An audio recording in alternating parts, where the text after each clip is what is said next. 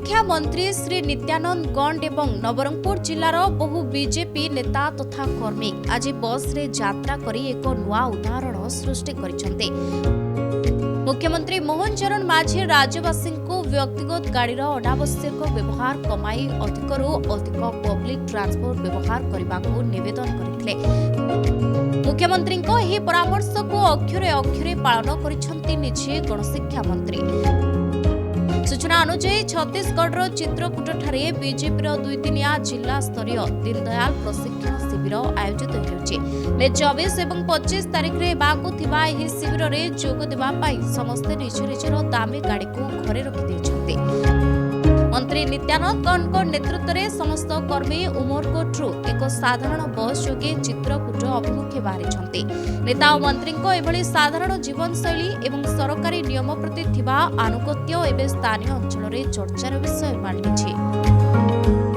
देखंतो आसंता काली ठारू आमर नवरंगपुर जिलार भारतीय जनता पार्टी प्रशिक्षण शिविर जगदलपुर रो चित्रकूटी रही आमे समस्ते जितकी भी अछंती जिलार सब प्रशिक्षार्थी आमे समस्ते मिसिकी बस रे आज से प्रशिक्षण शिविर अटेंड करने आमे समस्ते जाऊछु।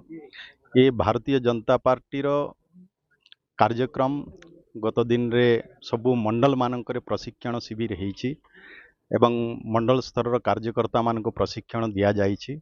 वर्तमान पुणी जिला स्तर समस्त कार्यकर्ता मान प्रशिक्षण देवे।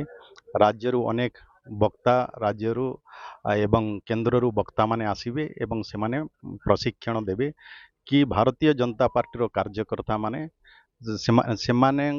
नेतृत्व बढ़ू से माने भारतीय जनता पार्टी लक्ष्य उद्देश्य विषय रे बुझंतु एवं आगामी दिन रे ठीक भाव रे सरकारी योजना ठू आरंभ करी सबु विषय रे जते बेले से माने अवगत हेबे से माने ठीक भाव रे लोकंकर सेवा सहित पार्टी रो भी दल रो भी संगठन को से माने ठीक भाव रे संगठन कार्य करि परिबे। सेहि पई ये प्रशिक्षण शिविर तेणु निश्चय ये प्रशिक्षण भारतीय जनता पार्टी केवल ये नुह सबु समय रे भारतीय जनता पार्टी ये समय समय रे प्रशिक्षण शिविर होता है जहाँकि कार्यकर्ता दक्षता वृद्धि करे। ये निश्चय देखो आम नवरंगपुर जिलार प्राय 250 कार्यकर्ता प्रशिक्षण शिविर रे जिबे 24 तारिख सकाळु आरंभ होइबो एवं 25 तारिख संध्यारे सरबो।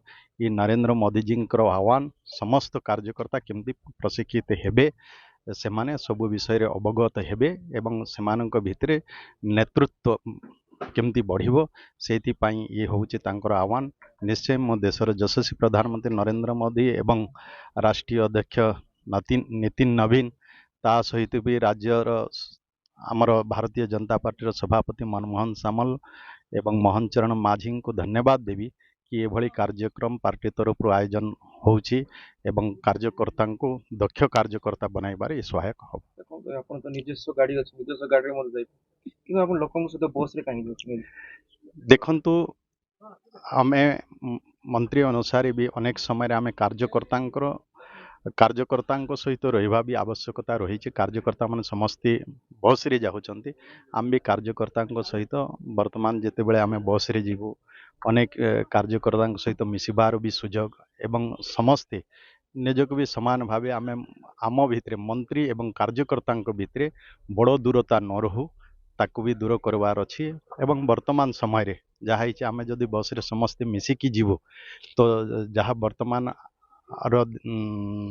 जो कि दुनिया रो जो परिस्थिति है से परिस्थिति रू भी आमे जदि बस रे जीवा माध्यम रे खर्च भी कमिबो ये सबुरे भी सहायक हो। से आमे बस रे जीवा को चेष्टा करू।